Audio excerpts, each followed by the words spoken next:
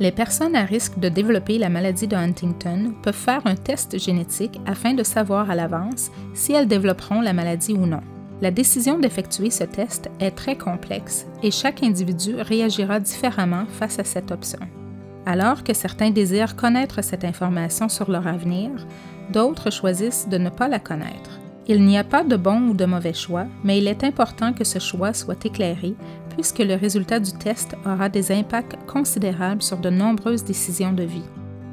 Les raisons les plus souvent citées pour faire le test incluent se libérer de l'incertitude, informer ses enfants, faciliter la planification familiale, financière et professionnelle. Le test prédictif est offert par des centres de génétique et suit une procédure basée sur des recommandations internationales. Ce test est fait au moyen d'un prélèvement sanguin qui peut être effectué lors d'une rencontre au centre. À n'importe quel moment, la personne à risque peut suspendre le processus ou l'arrêter complètement. Le processus peut varier selon les besoins de chaque personne et être différent d'un centre à un autre, mais il y aura toujours une consultation avec une conseillère en génétique ou un médecin généticien.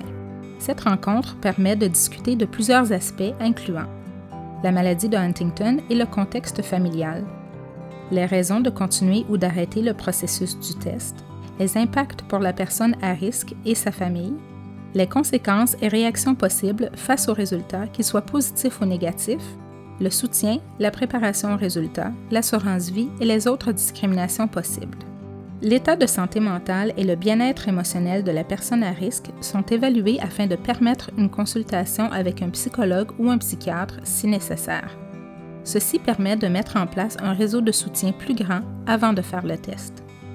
Lors de la divulgation des résultats, la personne à risque doit être accompagnée puisque ce moment est habituellement stressant, quel que soit le résultat.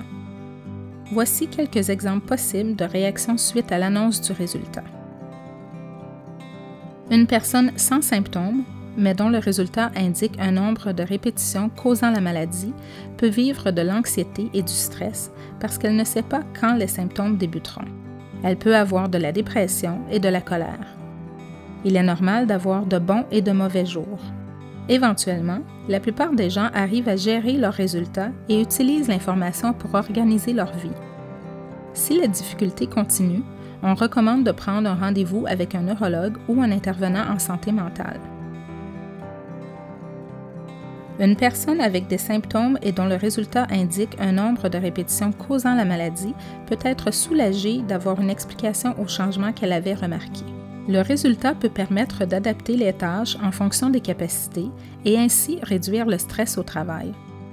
La personne peut également vivre de la tristesse, de la colère et de la dépression. On recommande de consulter un spécialiste afin d'obtenir du soutien et des réponses aux questions pouvant se présenter.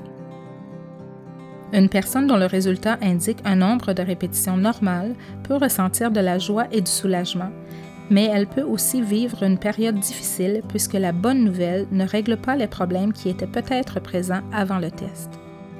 De plus, la maladie peut continuer de faire partie de la vie quotidienne lorsque d'autres membres de la famille sont atteints. La personne épargnée peut se sentir coupable face aux proches atteints.